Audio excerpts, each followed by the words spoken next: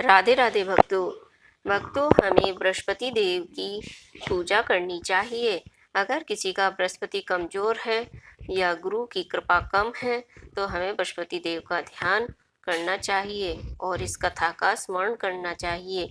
जो भी इस कथा को पढ़ता है या सुनता है उसको विद्या बुद्धि धन की प्राप्ति होती है। तो शुरू करते हैं बृहस्पति देव की कथा। प्राचीन काल में एक बहुत ही निर्धन ब्राह्मण था। उसके कोई संतान नहीं थी। वह नित्य पूजा पाठ करता, परंतु उसकी स्त्री मलिनता के साथ रहती थी। वह न स्नान करती और न ही किसी देवता का पूजन करती। प्रातः काल उठते ही सर्वप्रथम भोजन करती, बाद में कोई अन्य कार्य करती। ब्राह्मण देवता तो बहुत दुखी रहते थे। पत्नी को बहुत समझाते, किंतु उसका कोई परिणाम न निकलता। भगवान की अनुकंपा से एक समय उस ब्राह्मण की पत्नी गर्भवती हुई और 10वें महीने में एक सुंदर कन्या को जन्म दिया। निर्धन ब्राह्मण कन्या के जन्म से बहुत दुखी हुआ। धीरे धीरे ब्राह्मण की कन्या बड़ी होने लगी। बचपन से ही उस कन्या की रुचि भगवान विष्णु की पूजा में थी। वह प्रातः उठते ही स्नान आदि करके भगवान विष्णु की पूजा करने को मंदिर में जाती थी। बृहस्पतिवार को व्रत करके विधिपूत पूजा पाठ करती थी और पूजा पाठ करने के बाद वह पढ़ने के लिए पाठशाला में जाती थी। घर से मुट्ठी भर वह जौ लेकर जाती और रास्ते में थोड़े थोड़े जौ गिराती जाती। जब वह पाठशाला से घर तक लौटती तो जौ के दाने सोने के दाने में बदले हुए मिलते। लड़की सभी सोने के दाने बीन लाती थी। एक दिन जब वह सोने के दानों को साफ कर रही थी तो उसकी माँ ने कहा, बेटी, सोने के दाने साफ करने के लिए सोने का सूप भी होना चाहिए। अगले दिन बृहस्पतिवार था। उसने भगवान बृहस्पति देव की पूजा करते हुए प्रार्थना की, हे भगवान, यदि मैंने आपका व्रत विधिवत किया हो तो मुझे सोने का सूप दे दो। भगवान बृहस्पति देव ने उसकी मनोकामना पूरी करने का वचन दिया। पाठशाला से लौटते समय उसी रास्ते में सोने का सूप पड़ा हुआ मिला। घर से लौटकर सोने के सूप अपनी माँ को दिखाकर वह सोने के दाने साफ करने में लग गई। उसी समय नगर का राजकुमार उसके घर के पास से गुजर रहा था। उस सुंदर लड़की को सोने के सूप में जौ साफ करते देख राजकुमार उस पर मोहित हो गया। महल में आकर राजकुमार ने राजा से उस लड़की से विवाह करने की इच्छा प्रकट की। तो राजा ने ब्राह्मण को महल में बुलाकर राजकुमार से उस लड़की के विवाह की बात कही।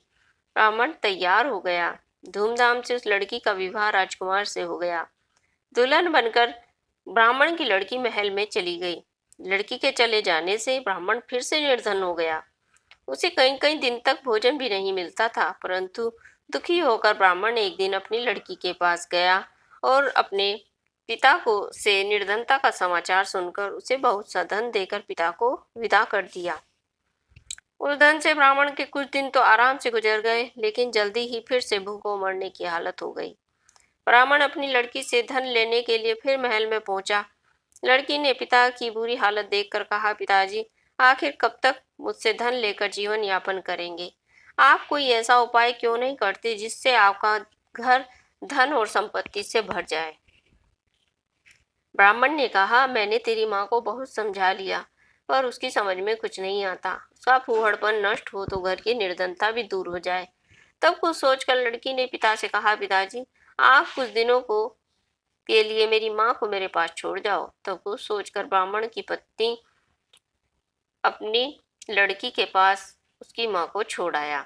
लड़की ने अपनी माँ से कहा, माँ, तुम प्रातःकाल उठकर स्नान आदि करके बृहस्पति देव की पूजा अवश्य करना।